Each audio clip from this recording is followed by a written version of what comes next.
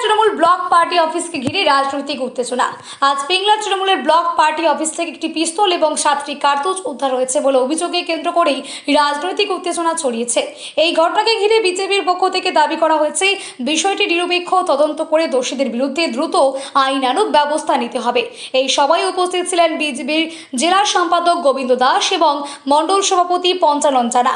পরিস্থিতি উত্তপ্ত হয়ে উঠলে পরে ঘটনাস্থলে উপস্থিত হন বিজেপির ঘাটার সাংগঠনিক জেলা সভাপতি তন্ময় দাস।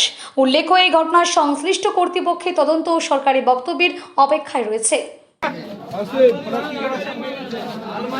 আর কিছু নেই।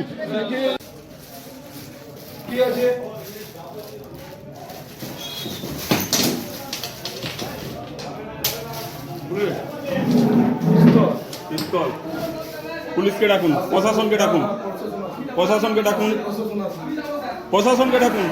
থানায় কল করো, থানায় কল করো। গোবিন্দ দা, প্রশাসনকে ডাকুন। প্রশাসন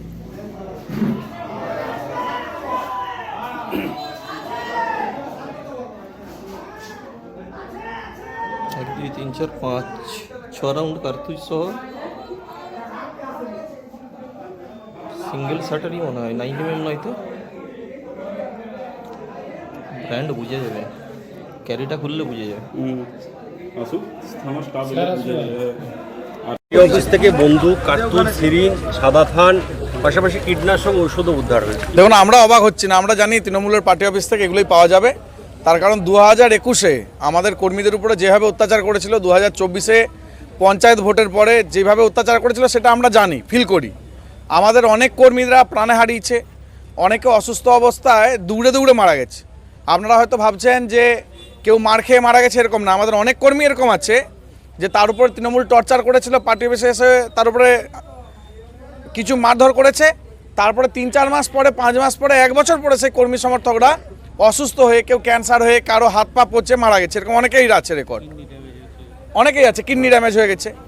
আজকে পার্টি অফিসে দেখলাম এখানে তো বন্দুক আছে, পিস্তল, গুলি আছে, তার সাথে ঘাস মারা ওষুধ, সিরিঞ্জ, বিভিন্ন ধরনের জিনিসপত্র আছে যেগুলো আমরা ভাবতেও পারিনি, এবং সাদা থান আছে। এর আগেও আমরা বিভিন্ন পার্টি অফিসে দেখেছিলাম ওরা সাদা থান রাখছে। সাদা থান কী কারণে পার্টি অফিসে থাকে আপনারা বুঝতে পারেন। সেই সিপিএমের কায়দায় শুরু করছে রাজনীতি, তৃণমূল করেছিল, শেষ হয়ে গেছে। তো এই পার্টি অফিসটি পিংলা বিধানসভার মেন ব্লক পার্টি অফিস।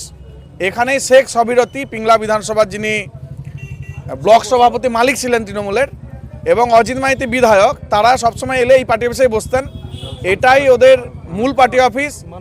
এবং এখানে তখনকার মন্ত্রী মানস ভূঁইয়া বাবু থেকে আরম্ভ করে এমপি দেব, যারাই আসতেন তারা এসে এই পার্টি অফিসে বসতেন, এখানে মিটিং ফিটিং সব কিছু করতেন। অর্থাৎ এটাই ছিল ওদের মূল পার্টি অফিস।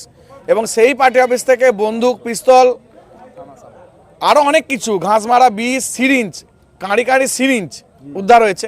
আপনারা বুঝতেই পেরেছেন কিসের জন্য রেখেছিল। যদি 2026-এর নির্বাচনে তৃণমূল কংগ্রেস কোনোভাবে জয়লাভ করতো এবং বিজেপি পার্টি হেরে যেত, তাহলে এইসব সিরিঞ্জ একটাও পার্টি অফিসে থাকতো না, সমস্ত বিজেপি কর্মীদের গায়ে শিরায় শিরায় থাকতো। আর এই ঘাস মারা বিষগুলো সমস্ত বিজেপি কর্মীদের শরীরে থাকতো। আর পিস্তল, গুলি বিজেপি কর্মীদের বুকে থাকতো, তাদেরকে প্রাণে মারতো। সেই উদ্দেশ্যে এদের নেওয়া হয়েছিল।